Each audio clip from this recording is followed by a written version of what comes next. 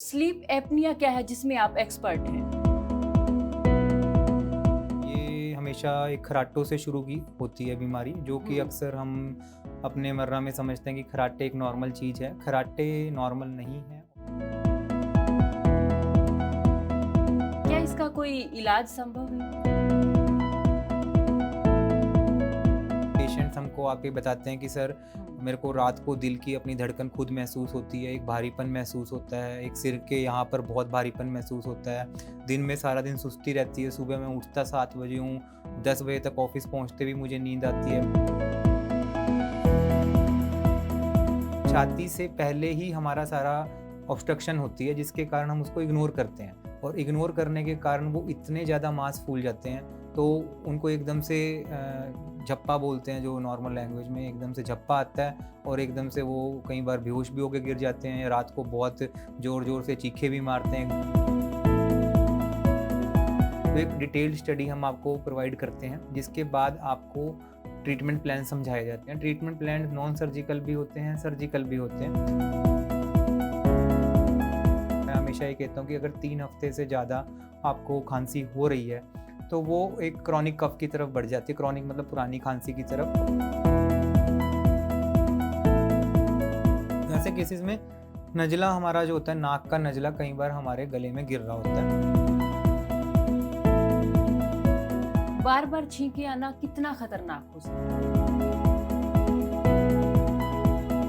बड का इन्वेंशन कान के अंदर दवाई लगाने के लिए हुआ था, ना कि कान सफाई करने के लिए। जब भी आप कान सफाई करने की कोशिश करते हैं, तो उसमें से सिर्फ 1 पैसा या 2 पैसा मैल आपको वापस आती है उससे टच होकर, और 99% या 98% वो और अंदर चली जाती है। अपने सारे लिसनर्स को ये बोलना चाहूँगा कि अगर आप टॉन्सिलाइटिस की प्रॉब्लम से परेशान हैं, और कहीं भी किसी भी इलाके में आप अगर हैं, तो 1 या 2 दिन के स्टे के साथ चंडीगढ़ में रुककर आप इसका बहुत ही अच्छा ट्रीटमेंट और बहुत ही नॉमिनल प्राइसेस पे हम हमारे हॉस्पिटल में करवा सकते हैं।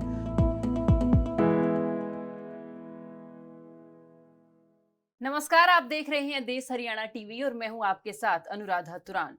जरा सा मौसम बदलता है और नाक कान गले की कई समस्याएं हमारे सामने आ खड़ी होती हैं। ऐसे में कुछ लोग तो इनका इलाज कराते हैं, लेकिन कुछ लोग ऐसे हैं जो इसे इग्नोर कर देते हैं और ऐसे में उनकी समस्या डे बाय डे लगातार बढ़ती जाती है। तो ऐसे ही एक शख्स से आपको मिलवाएंगे और बताएंगे कि नाक कान गले की जो समस्याएं हैं जो लगातार बढ़ रही हैं, तो ऐसे में इनसे निजात कैसे पाई जा सके।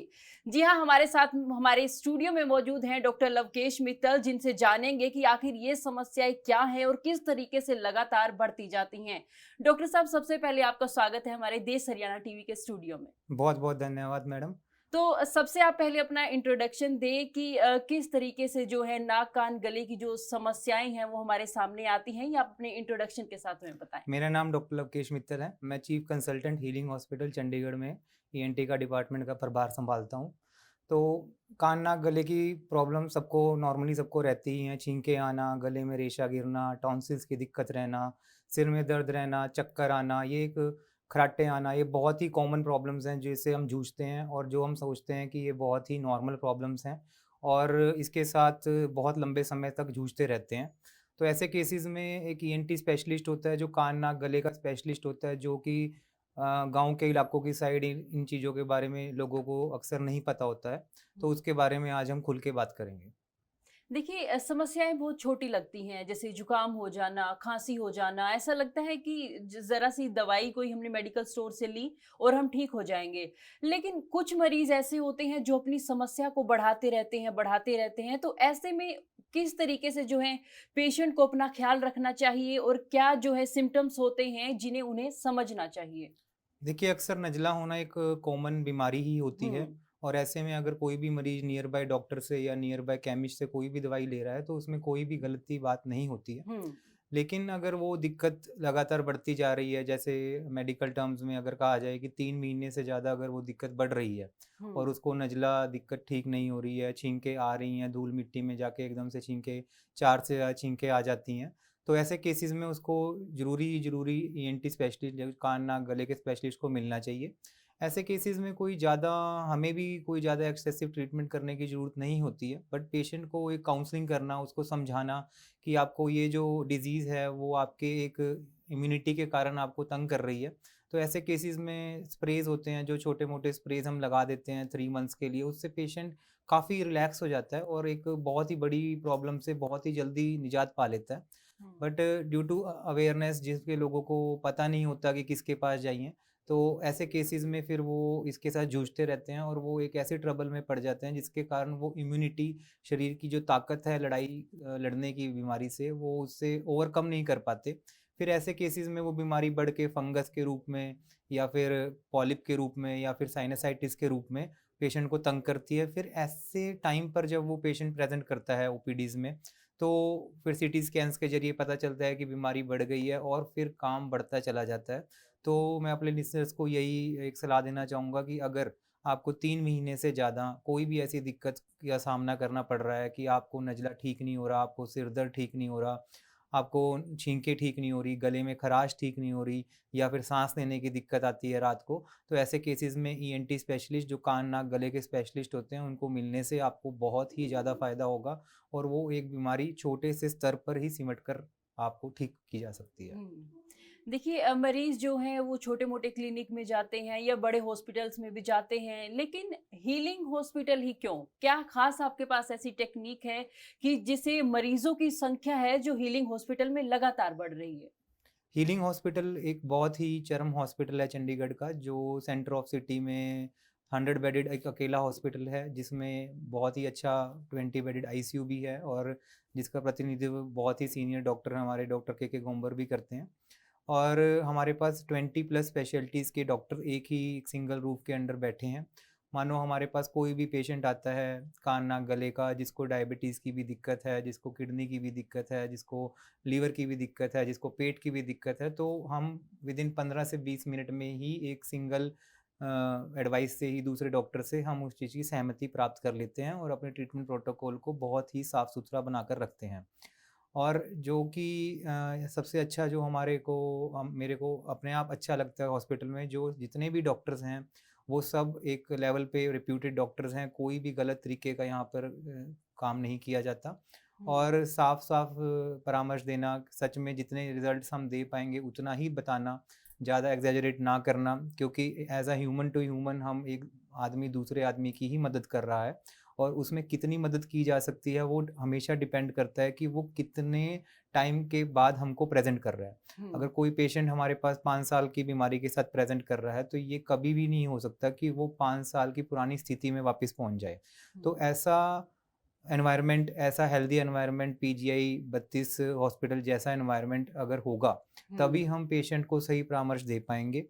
अक्सर छोटे क्लिनिक्स में यही पेशेंट को समझाया जाता है कि आप ठीक हो जाएँगे, आप ठीक हो जाएँगे, तो उनको बाद में इस चीज़ का दुःख लगता है कि हमने इतना समय ख़राब किया और हमें वो वादा पूरा नहीं किया गया जो हमको वादा किया गया था। हुँ। तो ऐसे केसेज़ में अपने सारे लिसनर्स को यही बताना चाहूँगा कि हमारे हॉस्पिटल में एक सबसे अच्छी चीज़ यही है कि हम कभी भी कोई भी आपको झूठा वादा नहीं करते। हुँ। अगर वो बीमारी ठीक होने के स्तर पर है, तो ही उसकी हाँ करी जाती है और या वो 80% ठीक हो सकती है या वो 60% ठीक हो सकती है या वो 40% ठीक हो सकती है या वो ठीक नहीं हो सकती।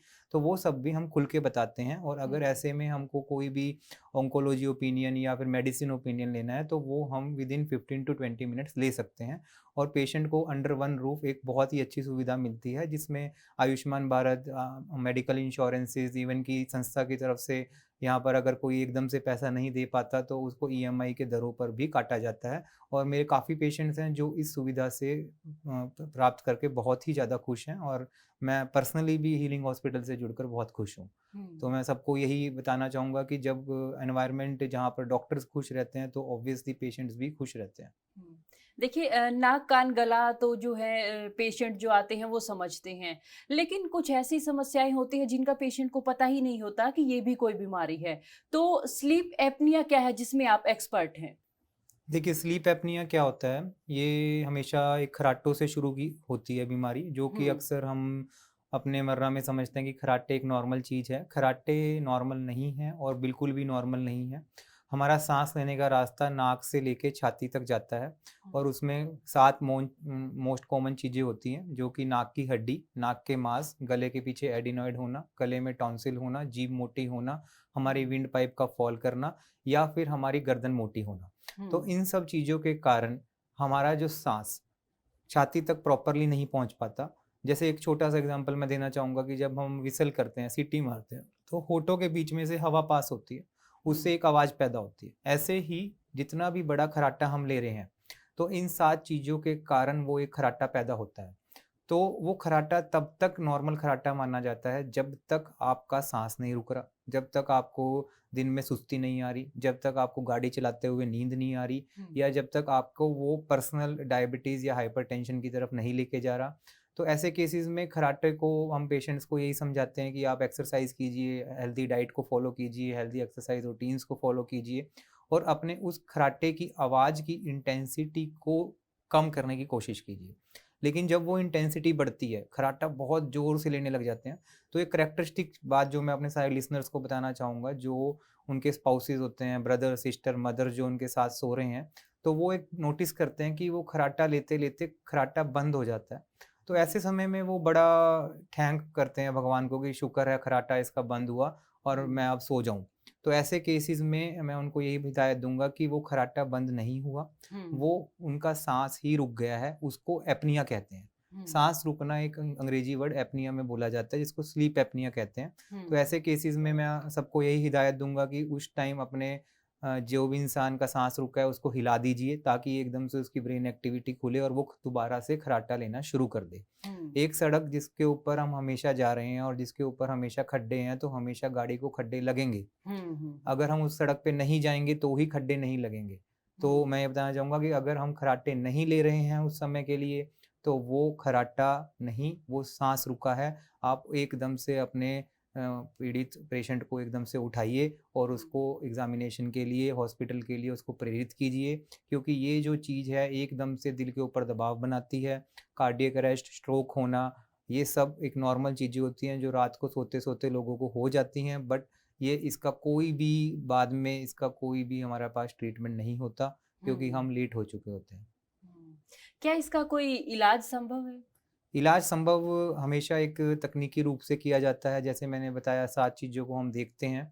एक हुँ, स्लीप स्टडी होती है जो रात को आपको मशीन लगा के सुलाया जाता है, उसमें हुँ, हमारे को ऑक्सीजन की मात्रा पता चलती है और एक एएचआई स्कोर होते हैं जो 5 से ऊपर अगर जाते हैं तो वो उसको हम मानते हैं कि उसमें स्लीप एपनिया पॉज़िटिव आ गया है। हुँ, जो सबसे पहला इलाज इसमें संभव होता है कि हम ऑक्सीजन का एक मास्क पेशेंट को देते हैं, जो रात को उसको लगाकर सोना होता है, जो काफ़ी मूवीज़ में भी हम देखते हैं कि हुँ, वो रात को मशीन लगा के सोते हैं। वो इसका मेन कार्य ये होता है कि कोई भी रात को अनटोवर्ड इवेंट जिससे कि हमारा साँस रुके, ऐसा हुँ, ना हो पेशेंट के साथ और वो एकदम से सिक्योर हो जाए, उसको कोई कार्डियक अरेस्ट ना आए, उसको कोई एकदम से स्ट्रोक ना आए और उसको एक बहुत बड़े पंगे से बचाया जा सकता है। लेकिन अगर हम चाहते हैं कि उसका एक डेप्थ में जाके ट्रीटमेंट किया जाए, हुँ। तो उसमें एक डॉक्टर पेशेंट बॉन्डिंग को हमेशा ही माना गया है कि जब तक वो नहीं बनती तब तक ट्रीटमेंट्स नहीं किए जा सकते। लेकिन देखिए बहुत से ऐसे लोग होते हैं जो खर्राटे को बीमारी ही नहीं मानते। उन्हें मनाना बड़ा मुश्किल हो जाता है, खर्राटे भी एक बीमारी है, तो उनको कैसे किस तरीके से मनाया जाए कि ये एक बीमारी है, इसका इलाज हो सकता है, ये ठीक हो सकता है? देखिए मैम, आज मिलने का मेन मोटिव ही यही है कि हम हुँ, लोगों को मनाएँ और उनको हुँ, बताएँ कि खर्राटे एक नॉर्मल बीमारी नहीं है। हुँ, उनको अगर इस इंटरव्यू के बाद भी इस चीज़ के बारे में समझ नहीं आता, तो वो इंटरनेट पे जाके बहुत अच्छे-अच्छे आर्टिकल्स होते हैं, सबके घरों में बच्चे हैं, उनको उसके बारे में पढ़ सकते हैं, वो उसके बारे में कि ऐसा-ऐसा क्यों होता है और उसके क्या-क्या साइड इफ़ेक्ट्स हैं और वो खुद भी फ़ील करते हैं। कई पेशेंट्स हमको आके बताते हैं कि सर, हुँ, मेरे को रात को दिल की अपनी धड़कन खुद महसूस होती है, एक भारीपन महसूस होता है, एक सिर के यहाँ पर बहुत भारीपन महसूस होता है। दिन में सारा दिन सुस्ती रहती है, सुबह मैं उठता 7 बजे हूँ, 10 हुँ, बजे तक ऑफ़िस पहुँचते भी मुझे नींद आती है, मैं ऑफ़िस में काम कर रहा हूँ तब भी मैं सो ही रहा हूँ, ठीक है? हुँ, अटेंटिवनेस नहीं है। कहीं न कहीं पेशेंट खुद भी अवेयर होता है, बट उन्हें इस बात के बारे में नहीं पता होता कि इसका डॉक्टर कौन है? हुँ, इसको किसको दिखाना है? छाती वाले को दिखाना है, कान, नाक, गले वाले को दिखाना है, किसको दिखाएँ या मेडिसिन वाले को दिखाएँ? तो ऐसे केसेज़ में हम इसी अवेयरनेस के लिए आज मिले हैं कि हम उनको समझाएँ कि ये चीज़ कान, नाक, गले डिपार्टमेंट से ही जुड़ी है, क्योंकि हुँ, साँस हम नाक से लेके छाती तक लेके जा रहे हैं।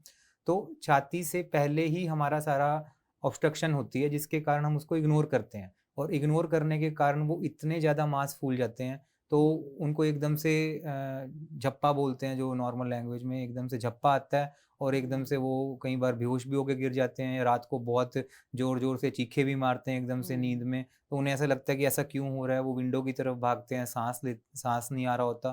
तो ऐसे केसेज़ में उनको ये बात को समझना ज़रूरी है कि जब आप इतनी सारी प्रॉब्लम्स से डील कर रहे हैं, तो ये चीज़ नॉर्मल कैसे हो सकती है? हुँ। देखिए, कुछ लोग तो हैं कि जो नॉर्मल खर्राटे उनको आते हैं, तो वो उन्हें लगता है कि ये तो रूटीन है हमारा, तो ये तो रोज़ होना ही है। कुछ लोग ऐसे हैं जो बिल्कुल अबनॉर्मल बिहेव करते हैं, जैसे खर्राटे नहीं बल्कि कई लोग ऐसे ज़ोर से चिल्लाने लगते हैं अचानक से, वो क्या समस्या होती है? अक्सर क्या होता है कि जब लोग ऐसे लोग ड्रिंकिंग करते हैं या फिर कोई नशा करते हैं, तो उनके ब्रेन एक्टिविटी में उनको वही चीज़ें याद आती हैं जो उनके जिनके प्रति उनका डर होता है। हुँ, तो जब वो नॉर्मली सो रहे होते हैं तो वो ऐसा कभी नहीं करते। हुँ, जब वो किसी अल्कोहलिक डिपेंडेंसी में या फिर कोई और प्रकार के नशे में सो रहे होते हैं, तो हुँ, उनके दिमाग में एकदम से वही इवेंट्स याद आते हैं और वो एकदम से चिल्ला पड़ते हैं। हुँ, हुँ, तो हुँ, ऐसे केसेस में वो एपनिया का ही साइड इफ़ेक्ट होता है, हुँ, लेकिन वो उसके लिए साइकियाट्री के पास एकदम से पहुँच जाते हैं, तो वो हुँ, उनको डिप्रेस करने के लिए इवेंट्स को डिप्रेस करने के लिए कुछ मेडिकेशंस लगा देते हैं, जिससे और ज़्यादा गहरी नींद आने लग जाती है हुँ, और स्लीप एपनिया और बढ़ने लग जाता है। इवन कि हमने कई बार देखा है साइकियाट्री से हमारे पास पेशेंट्स आते हैं कि सर हमारी मेडिकेशन चल रही है और हमें तो रात को साँस लेने में और दिक्कत आ रही है। तो ऐसे केसेस में फिर मल्टीपल अप्रोच, जो मैंने अभी बताया कि एक मल्टीपल हॉस्पिटल का क्या फ़ायदा होता है, कि एक हुँ, दूसरे डॉक्टर से हम बात कर सकते हैं कि डॉक्टर साहब ऐसे एक प्रॉब्लम आ रही है, हम एक बार अपनी तरफ से भी देखना चाहते हैं। तो हुँ, स्लीप स्टडी कराई जाती है और मिल बाँट के हम पेशेंट को ठीक करने की पूरी कोशिश करते हैं।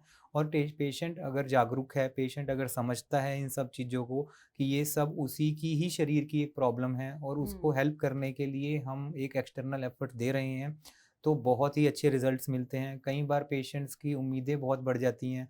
उन्हें ऐसा लगता है कि डॉक्टर से हम मिल लिए, डॉक्टर को मिलते ही हम ठीक हो जाएँगे। अगर हुँ, ऐसी अनरियलिस्टिक अप्रोच के साथ डॉक्टर के पास आया जाता है, तो फिर कई बार मिसअंडरस्टैंडिंग से पेशेंट ठीक नहीं होते। और मैं अपने सारे लिसनर्स को यही बोलना चाहूँगा कि जब भी ऐसे केसेस में अगर आपको ये समझ में आ रहा है कि अगर आप ऐसी प्रॉब्लम से डील कर रहे हैं, कभी भी छोटे लेवल पे इसको आप डील मत कीजिए। एक हुँ, मल्टी लेवल अप्रोच बहुत ज़रूरी है। इसमें न्यूरोलॉजिस्ट, साइकियाट्रिस्ट, ये सब चीज़ों की क्लीयरेंस बहुत ज़रूरी होती है। क्लीयरेंस मिल जाती है 5 मिनट में, बट अगर हम एक सिंगल रूफ़ के अंडर हैं, हुँ, लेकिन अगर वो डिफरेंट-डिफरेंट, तो महीनों लग जाते हैं, किसी दिन वहाँ जाएँगे, किसी दिन वहाँ जाएँगे। तो ऐसे केसेज़ में फिर ट्रबल बढ़ती चली जाती है हुँ, और थक-हार कर पेशेंट घर ही बैठ जाता है कि मेरे को ट्रीटमेंट नहीं कराना। हुँ, हुँ, हुँ। ये एक आम समस्या हो गई है, जब हुँ। लोग ऊब जाते हैं, थक जाते हैं, तो लगता है अब छोड़ो, ट्रीटमेंट ही नहीं करवाना, वो समस्या को वहीं छोड़ देते हैं। हाँ जी। लेकिन एक आपने बात की कि कुछ लोग मतलब एक्टिव फ़ील नहीं करते हैं, वो ट्रैवलिंग में सो जाते हैं या उन्हें खुद ड्राइव करते हुए नींद आती है या कुछ केसेज़ तो ऐसे होते हैं लोग बाइक चलाते-चलाते ही सो जाते हैं, तो ये क्या बड़ी समस्या है? ये स्लीप एपनिया का ही पार्ट है। हुँ, इन लोगों को रात को भी प्रॉपर नींद नहीं आती है। इनका हुँ, वज़न भी मोस्टली काफ़ी ज़्यादा रहता है। जो नॉर्मल कम खाते हैं, मेटाबॉलिज़्म बड़ा होता है, इवन कि 2 रोटी भी खाएँगे तो उनको ऐसा वज़न ऐसा बढ़ता है कि जैसे सारी डाइटिंग करने के बावजूद भी उनकी चीज़ें ठीक नहीं होती। तो हमने जैसे अक्सर जब हम ऊपर पहाड़ों में जाते हैं, हमें बहुत नींद आती है। हुँ, क्यों आती है? क्योंकि हमें ऑक्सीजन की मात्रा कम होती है। हुँ, तो ऐसे लोगों को यहीं लैंड पे जब वो नॉर्मल अपनी लाइफ़ में जी रहे हैं, उनको ऑक्सीजन की मात्रा कम होती है। और हुँ, वो एकदम से ब्रेन को ऑक्सीजन नहीं मिलती और वो एकदम से वो ड्राउज़ी फ़ील करते हैं। यूके, यूएस जैसी कंट्रीज़ में इट इज़ मैंडेटरी कि वो स्लीप स्टडी करवा के स्लीप एपनिया को रूल आउट करें, हुँ, अपना लाइसेंस लेने के लिए। बट इतनी जागरूकता ड्यू टू मैन पावर या जो भी हमारी प्रोफ़ेशनल कंडक्ट है, उसके कारण इतनी जागरूकता हमारे देश में अभी नहीं है। होपफुली नेक्स्ट कमिंग ईयर्स में ये भी एक प्रोटोकॉल शायद फ़ॉलो किया जाएगा।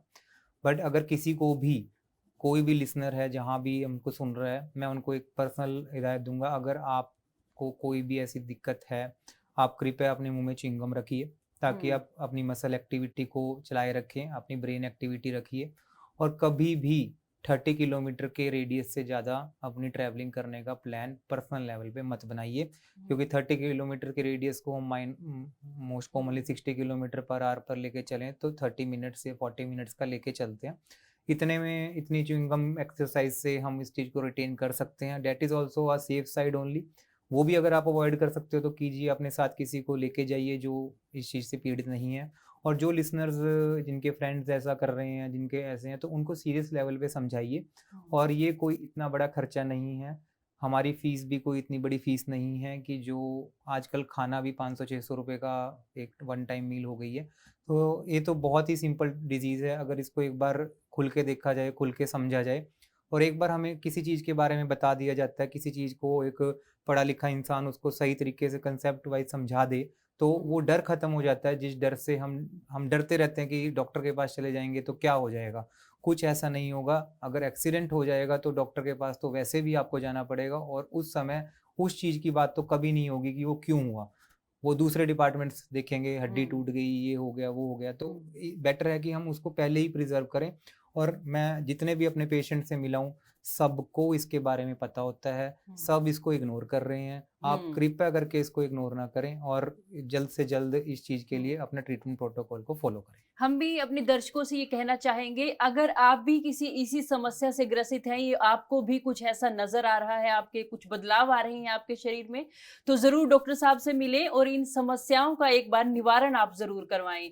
तो चलिए इसके इलाज पर आते हैं कि ये समस्याएँ तो मतलब लगातार जो है लोगों को हैं, पर कुछ लोग मानते हैं, कुछ लोग नहीं भी मानते हैं। लेकिन जिनको ऐसी समस्याएँ हैं, उसका इलाज किस तरीके से किया जाता है? देखो, वही मैंने जैसे अभी हुँ, बताया शुरुआत में सबसे पहले डॉक्टर को मिलना ही इलाज का सबसे पहला स्टेप है। हुँ, और एक ओपन माइंड से मिलना, बात को समझना, बात के एक दूसरे की चीज़ों को समझना, एक बेसिक इन्वेस्टिगेशंस होती हैं, स्लीप स्टडी कराई जाती है, उसमें देखा जाता है कि कितनी ऑक्सीजन की मात्रा कम है और सीटी स्कैन्स भी किए जाते हैं कि वो कौन-सी ऑब्स्ट्रक्शन है, कि वो कहाँ से क्यों हो रही है। और एक ड्रग इंड्यूस्ड स्लीप एंडोस्कोपी होती है, जो नींद की अवस्था में हम दूरबीन से चेक करते हैं कि हुँ, उन 7 चीज़ों में से कौन-सी चीज़ का सबसे ज़्यादा रोल है या सबका ही कुछ ना कुछ रोल है। तो एक डिटेल्ड स्टडी हम आपको प्रोवाइड करते हैं, जिसके बाद आपको ट्रीटमेंट प्लान समझाए जाते हैं। ट्रीटमेंट प्लान नॉन सर्जिकल भी होते हैं, सर्जिकल भी होते हैं। सर्जिकल ट्रीटमेंट प्लान्स तभी सामने रखे जाते हैं जब non surgical treatment plan fail हो जाते हैं। और हुँ। Non surgical treatment plan fail होने का सबसे बड़ा कारण यही होता है कि नॉन कंप्लायंस, कि पेशेंट वो चीज़ नहीं कर रहा जो चीज़ उसको बताई जा रही है। हुँ, हमारे पास जितने भी मरीज़ आते हैं, 100 में से अगर 70 लोग ठीक हो रहे हैं और 30 लोग ठीक नहीं हो रहे हैं, तो हुँ, 30 के 30 लोग आखिरी में प्रॉपर काउंसलिंग के बाद यही मानते हैं कि हमने ये चीज़ शायद सही नहीं की थी, हम एक बार इसको दोबारा करना चाहते हैं। बट वो चीज़ उस स्टेज से पार हो चुकी होती है कि हम उसको दोबारा से मेडिकल ट्रीटमेंट की तरफ फॉलो करें। हुँ, तो एक गठबंधन जिसके साथ दुनिया जो एक दूसरे के विश्वास पे ही चल रही है, तो ऐसे केसेस में जो भी डॉक्टर उसको एडवाइस कर रहा है, पेशेंट को करना चाहिए। पेशेंट को वेट लूज़ के ऊपर फोकस करना चाहिए, डायटीशियन से कंसल्ट करना चाहिए, मल्टीपल जगह से अपनी मदद के सिस्टम को चालू रखकर सही तरीके से सही समय पर मिलकर हुँ, उसको बेटरमेंट की तरफ क्लोज़ किया जा सकता है।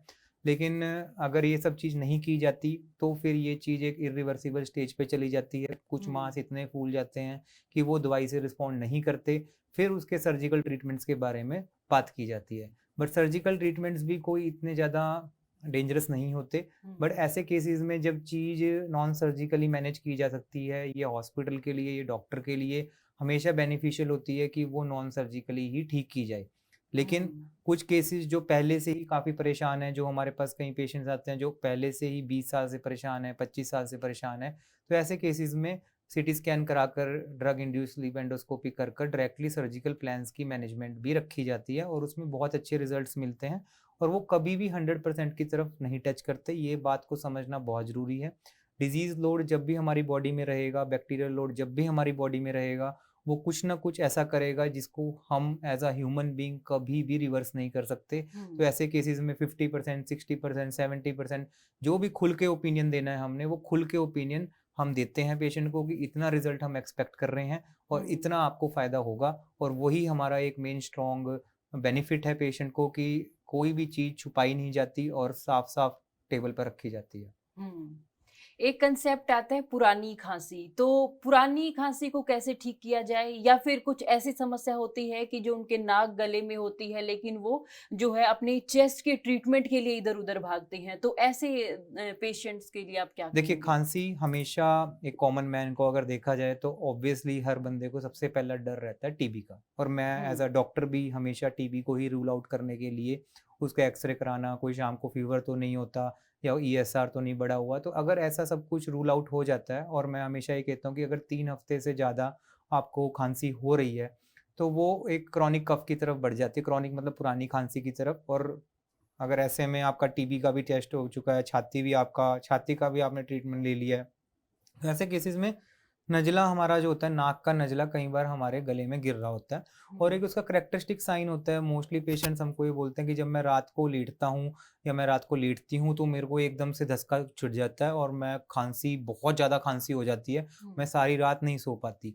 तो वो एक क्लियर साइन होता है कि कुछ ना कुछ जब हम लेटते हैं तो नाक से हमारे गले में आता है। और मोस्टली ऐसे लोगों को कोई नाक की एलर्जी, सिर में दर्द रहना, कानों में सीटियाँ बजना, कानों को भारीपन रहना, आंखों में भारीपन रहना, या गला सूखना या गैस की दिक्कत रहना साथ में जुड़ी रहती ही रहती है। बट एक डिटेल स्टडी के साथ अगर पेशेंट को 5 से 10 मिनट दिए जाएँ, उसको कंफर्टेबल करके सब चीज़ें पूछी जाएँ, तो अगर प्रॉपर एक्स-रेज़ इन्वेस्टिगेशन करके, ब्लड टेस्ट करके अगर हमको ईएनटी रिलेटेड, साइनस रिलेटेड अगर बीमारी मिल जाती है, तो हमारे पास 5-5 साल पुरानी खाँसी भी हमने 3 महीने में ठीक होते देखी है। But with patience, with appropriate treatment and with appropriate guidance of the doctor, ये हम उसको सही से गाइड करें और वो वही परहेज करें जो at the end of the day हमारी बॉडी ने ही हमारी बॉडी को जिताना है, हमारी बॉडी की इम्यूनिटी ने ही हमारी बॉडी की बीमारी के साथ लड़ना है।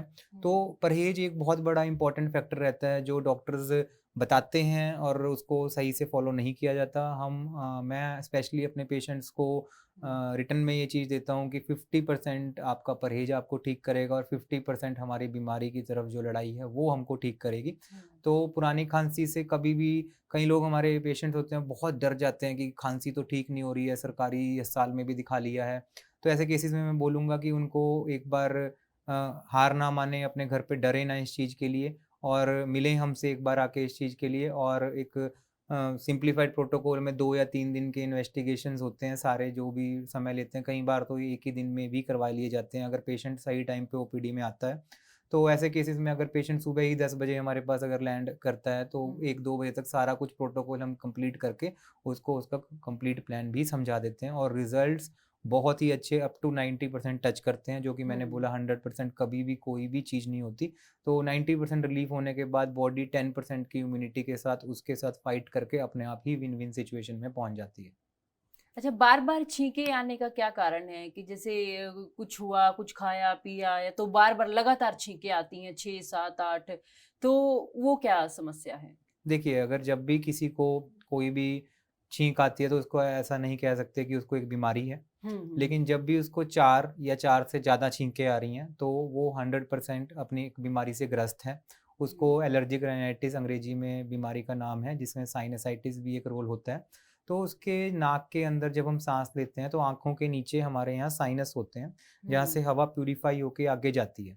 तो ऐसे केसेज़ में जब यहाँ पर बीमारी के कीटाणु इकट्ठे होने शुरू हो जाते हैं, तो छींक के द्वारा शरीर उसको कीटाणु को बाहर निकालने की कोशिश करता है। तो जब 4 छींक 5 छींक आ रही हैं, तो इसका मतलब क्लियर हो जाता है कि वहाँ कीटाणु का जो लोड है, वो बहुत ज़्यादा है और वो निकाल नहीं पा रहे। कई पेशेंट्स तो हमको काउंटिंग आके बताते हैं सर 30 आती हैं, 50 आती हैं। तो मतलब वो हम उससे ये अंदाज़ा लगा लेते हैं कि काउंट बहुत ज़्यादा है। तो ऐसे केसेस में ब्लड इन्वेस्टिगेशंस जब कराई जाती हैं, तो उसमें भी टाइटर्स बहुत ज़्यादा हाई आते हैं और एक्स-रेज़ और सीटी स्कैन्स कराए जाते हैं। बट जो क्योंकि ये एक हिडन पार्ट है जो दिखता नहीं है, मानो हमें कोई चमड़ी का रोग है तो हमें दिखता है, हम एकदम से डॉक्टर के पास पहुँच जाते हैं। तो जब भी मैंने वही पहले स्टार्टिंग ऑफ इंटरव्यू में भी आपको बताया कि अगर 3 महीने से ज़्यादा आप परेशान हो, तो ऐसे केसेस में फिर आप लोकल डॉक्टर के पास जाना प्रेफ़र ना कीजिए, आप ईएनटी स्पेशलिस्ट के पास जाइए और ये वन टाइम इन्वेस्टिगेशन से, एक्स-रे, सीटी स्कैन से मत डरिए, ये आप ही के फ़ायदे के हैं। इसमें 2 फ़ायदे होते हैं।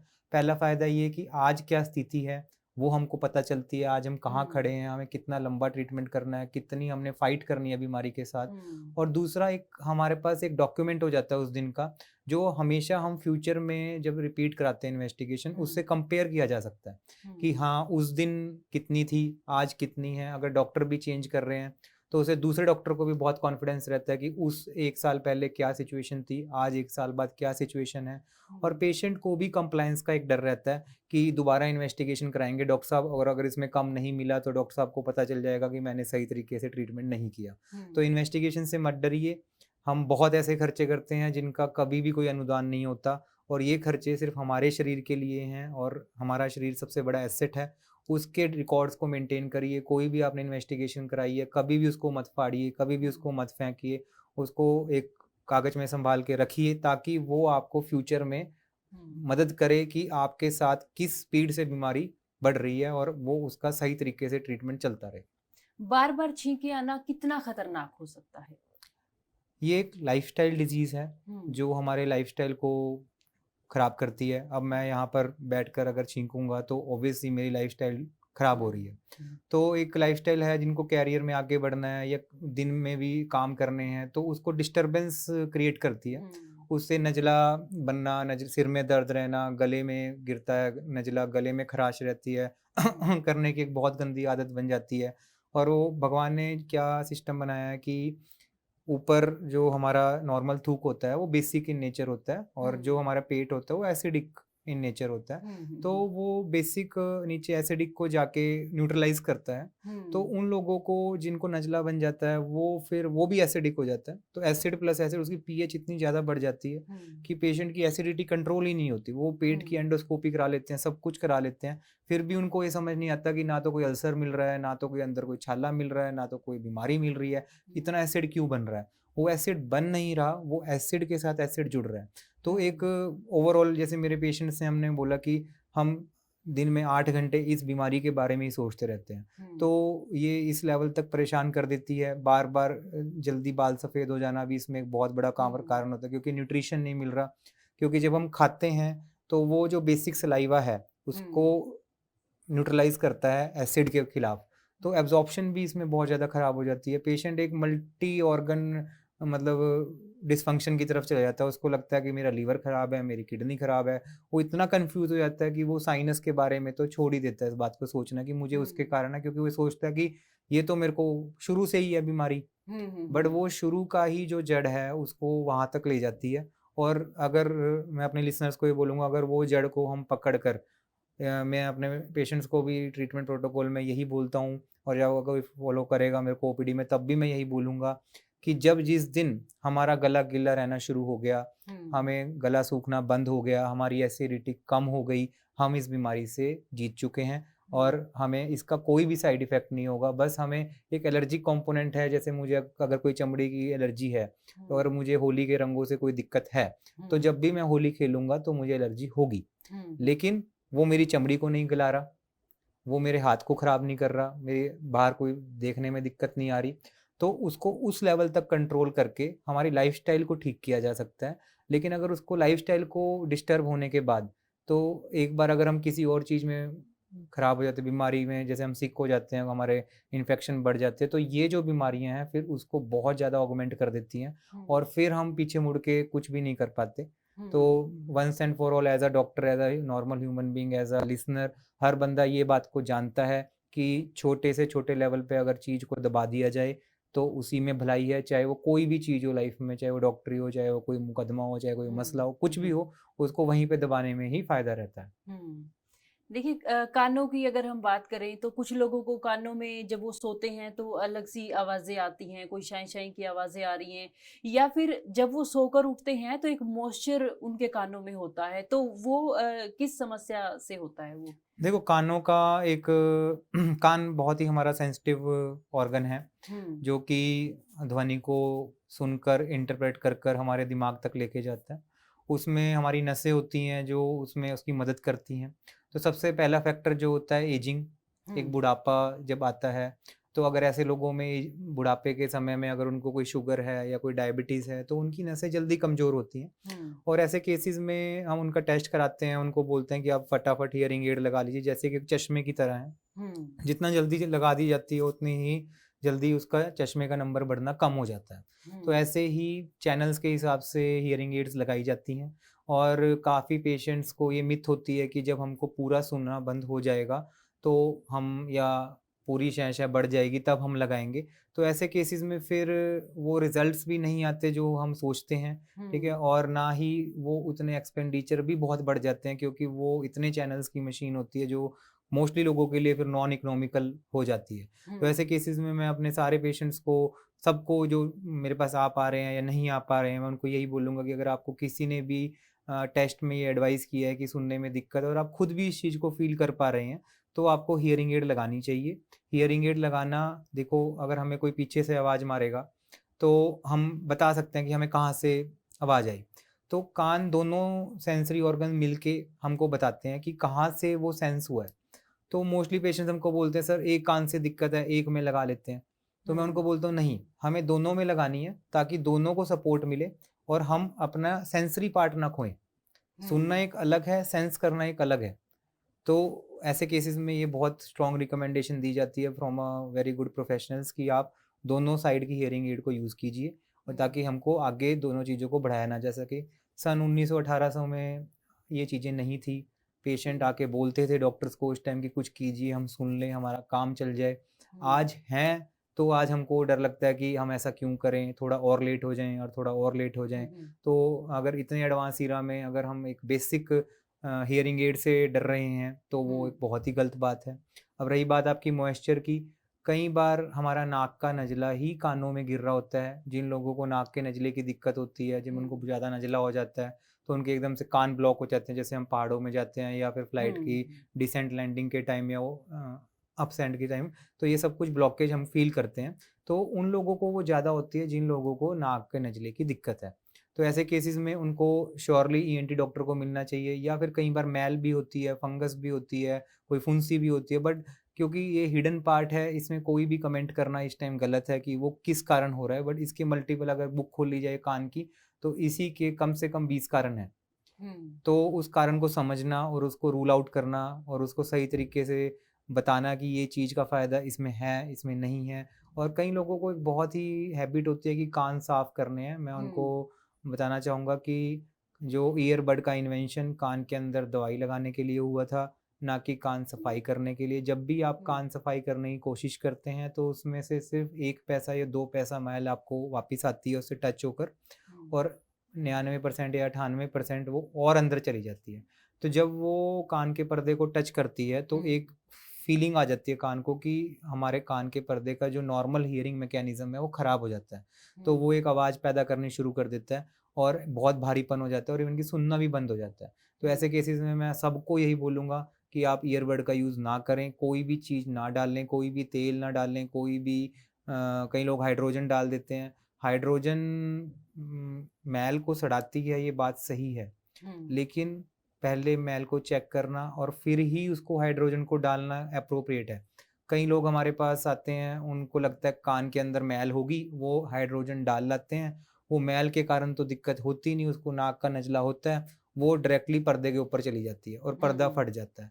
तो वो एक हुँ, ज़रा-सी चीज़ उसको कितनी बड़ी प्रॉब्लम में जो 2-3 साल फिर उसको इस चीज़ के पीछे भागना पड़ता है। हुँ, तो हाइड्रोजन नहीं डालना, बहुत ही आजकल नियर बाय डॉक्टर्स ईएनटी के डॉक्टर्स बहुत ही ईज़िली आपको मिल जाते हैं मैक्सिमम टू मैक्सिमम 30-40 किलोमीटर के रेडियस में, अगर कोई गाँव के एरिया में है। तो ऐसे केसेज़ में कान के साथ कोई भी आप अपनी तरफ से अपना कोई आज़माइश ना कीजिए और हुँ। उसमें ही सबका फ़ायदा रहता है। क्योंकि ये एक बहुत बड़ी समस्या है। आमतौर पर हर दूसरा इंसान ये करता है कि जो बड्स उठाई, कान में कुछ खुजली हुई, तो बड्स का इस्तेमाल करते हैं कि हमारी खुजली कम हो जाएगी या हमारा मैल बाहर आ जाएगा। ये तो मुझे ऐसा लगता है ज़्यादातर सबकी ही समस्या है। ये सबकी समस्या है हुँ, और सबके लिए एक ही नॉर्मल हिदायत है कि ये भगवान ने नेचुरल हुँ, सेल्फ क्लीनिंग सिस्टम है और ये अपने आप ही करता है। मैंने आज तक नहीं यूज़ की, मेरे घर पे कोई ईयरबड नहीं है और मैं आप सबको भी यही बोलूँगा कि इसके साथ आप पंगा ना लीजिए, ना ही मैंने हुँ। आज तक कान की सफाई कराई।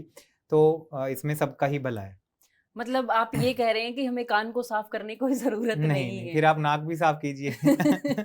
टॉन्सिल एक बड़ी समस्या हो गई है। टॉन्सिल क्यों होते हैं और क्या इनका इलाज होता है? टॉन्सिल्स जनरली हमारे एक प्रोटेक्टिव पार्ट होता है, जो हुँ, हमको इन्फेक्शन से बचाता है। हुँ, लेकिन जब वो बार-बार इन्फेक्शन होने के कारण खुद ही स्वेल अप हो जाता है, तो हुँ, उसको टॉन्सिलाइटिस कहा जाता है हुँ, और उसके 4 ग्रेड्स होते हैं, जो 1, 2, 3, 4 में हम मानते हैं 0 से 25%, 25 से 50, 50 से 75 या 75 से 100। तो जब भी ग्रेड 3 या ग्रेड 4 तक इन्फेक्शन चली जाती है, तो हुँ, वो एक सीवियर स्टेज मानी जाती है। बट हुँ, अक्सर ये चीज़ हमारी इम्यूनिटी डेफिशिएंसी के कारण ही होती है। बचपन से एलर्जी होना, कोई छींके आना या फिर छाती की इन्फेक्शन रहना बच्चे को बार-बार, तो बार-बार इन्फेक्शन होने के कारण वो टॉन्सिल्स फाइटिंग एबिलिटी छोड़ देते हैं और हुँ, स्वेल अप हो जाते हैं और वो एक रूडिमेंट्री ऑर्गन बन जाते हैं। जैसे अपेंडिक्स हमारा एक रूडिमेंट्री ऑर्गन है, वो हुँ, हमें जब तक तंग नहीं करता हम कुछ नहीं बोलते। लेकिन ऐसे केसेस में जब बार-बार इन्फेक्शन हो रही है, जो जनरली हम बोलते हैं कि 6 महीने में अगर 5-6 बार हमको इन्फेक्शन हो रही है गले की, ज़रा-सी आइसक्रीम खा ली या ज़रा-सा बाहर का खा लिया तो एकदम से गला पकड़ ले जाता है। तो ऐसे केसेस में टॉन्सिलाइटिस का फिर ट्रीटमेंट करना बहुत ही अनिवार्य हो जाता है। टॉन्सिलाइटिस का ट्रीटमेंट हमेशा ही बैक्टीरियल लोड ब्लड टेस्ट करवा कर के कितना बैक्टीरियल लोड है हमारे में, कितना वायरल लोड है, वो सब कुछ किया जाता है और 1 बार या 2 बार उसको अच्छे से मेडिकेटेड ट्रीटमेंट से भी किया जाता है। लेकिन अगर 3 साल या 4 साल से पेशेंट परेशान हो रहा है और रात को खर्राटे भी आने का एक कारण जो मैंने स्टार्टिंग में बताया था कि टॉन्सिल्स के कारण होता है या फिर उसको नाक के नज़ले की भी दिक्कत है, जो नज़ला ही उसको बार-बार गिर-गिर के टॉन्सिल्स को बढ़ा रहा है। तो ऐसे केसेज़ में फिर कंप्लीट प्रोटोकॉल को फ़ॉलो करके उसके दूसरे समाधान को भी देखा जाता है। दूसरे समाधान में जनरली इसको लेमन टर्म में सर्जरी कहा जाता है, जो हुँ, कि टॉन्सिल्स को निकाल दिया जाता है। इसमें ये बहुत ही आजकल सेफ सर्जरी हो गई है हुँ, और ब्लडलेस टेक्नीक से ये की जाती है आजकल, कॉब्लेशन टेक्नीक जिसको कहा जाता है। उसमें प्लाज़्मा जनरेट करता है और वो टिश्यू को खा जाता है। उसमें कोई भी blood loss 5 to 10 ML blood loss रहता है, जो कि बहुत ही माइनर होता है हुँ, और सेम डे भी इसमें छुट्टी कर दी जाती है। हुँ, अगर इंश्योरेंस की कुछ अगर रिस्ट्रिक्शंस ना हो वन डे स्टे की तो सेम डे छुट्टी भी करी की जा सकती है।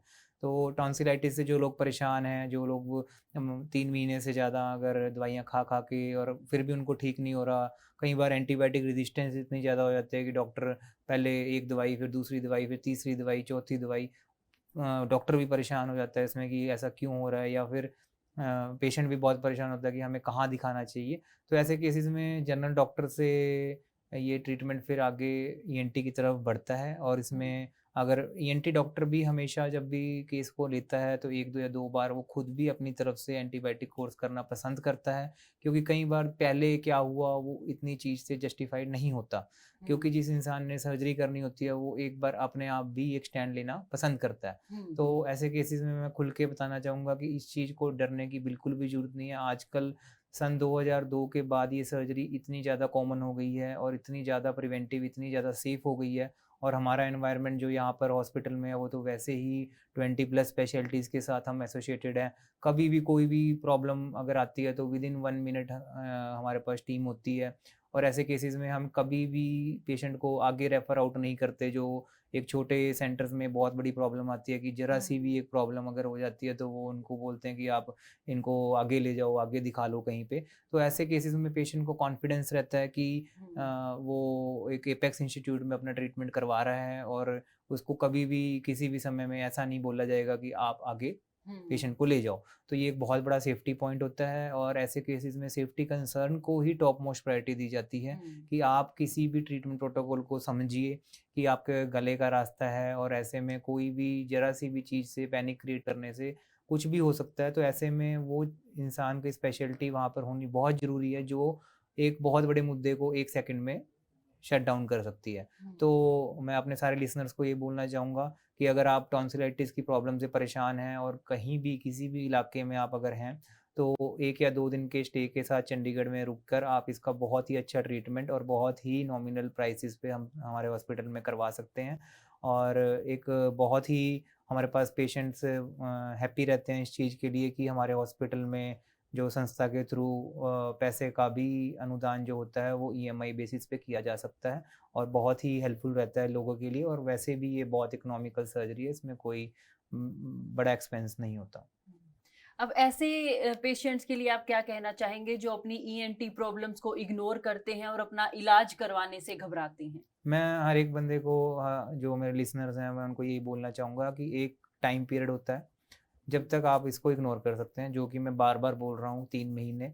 और अगर कोई ज़्यादा अगर परेशान है तो 1 महीना आप अपने लोकल डॉक्टर के पास ट्रीटमेंट लीजिए।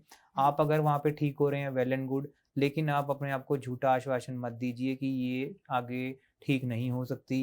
नॉलेज बहुत आगे जा चुकी है, बहुत रिसेप्टर्स तक काम हो रहे हैं आजकल, ब्लडलेस टेक्नोलॉजीज़ आ चुकी हैं, हुँ, रोबोटिक सर्जरीज़ आ चुकी हैं मार्केट में। तो इस समय में हार मानना बिल्कुल ही गलत है। आप एपेक्स इंस्टीट्यूट्स में जाइए, डरिए मत, ठीक है? और ये सब इलेक्टिव केसेस होते हैं, इसमें कोई इमरजेंसी नहीं होती। आपको पहले समझाया जाता है कि आपका कितना खर्चा होगा, आपका क्या सिस्टम रहेगा, कैसे आपने आना है, कितने दिन रहना है। तो ऐसा कुछ नहीं है कि जो लोगों को डर रहता है कि पता नहीं कितना बिल बना देंगे, वो ऐसा कुछ नहीं है इस केसेस में। हुँ, और अपने दिल के डर को निकालिए और अपने नियर बाई ईएनटी स्पेशलिस्ट को या फिर हमसे मिलिए इस चीज़ के लिए। और कभी भी इग्नोर मत कीजिए और ये मत हार मानिए कि इसका कोई इलाज नहीं है। हुँ, अनटिल एंड अनलेस कुछ बीमारियां हैं जिसको कैंसर वर्ड कहा जाता है, कैंसर वर्ड ही उसको कहा जाता है जो डॉक्टर को समझ नहीं आता। तो किसी समय में बुखार भी कैंसर था, आज बुखार बुखार बन गया है। तो ऐसे ही अगर कोई बीमारी है आपको तो उसका उपचार बहुत ही ईज़ी होता है। बट एक करेक्ट पर्सन, एक करेक्ट एनवायरनमेंट, एक करेक्ट टीम के साथ, एक इंसान, अकेला इंसान कई बार आपको इतना ज़्यादा प्रभावित कर देता है आपके लोकल एरिया में, जो आपको ये समझाता है कि इसका कोई इलाज नहीं है, आप जहाँ भी जाके देखना चाहते हैं तो देखिए। तो मैं आपको ये बात मानूँगा कि उसको उसकी बात को मानिए और एक बार आप हमारे पास भी आइए और उनको बोलिए कि हाँ, हम एक बार दिखाएँगे फिर मानेंगे इस बात को। वहीं पे केस को क्लोज़ मत कीजिए। हुँ। तो चलिए हम भी काफ़ी प्रभावित हुए हैं आपसे, तो कोई समस्या अगर होगी तो हम भी आपसे ज़रूर श्योर, मिलेंगे। तो श्योर। अपने दर्शकों को भी हम कहना चाहेंगे, अगर आपको भी कोई ऐसी समस्या है जिसे आप लगातार इग्नोर कर रही हैं, तो कृपया इग्नोर ना करें और डॉक्टर साहब से ज़रूर मिलें।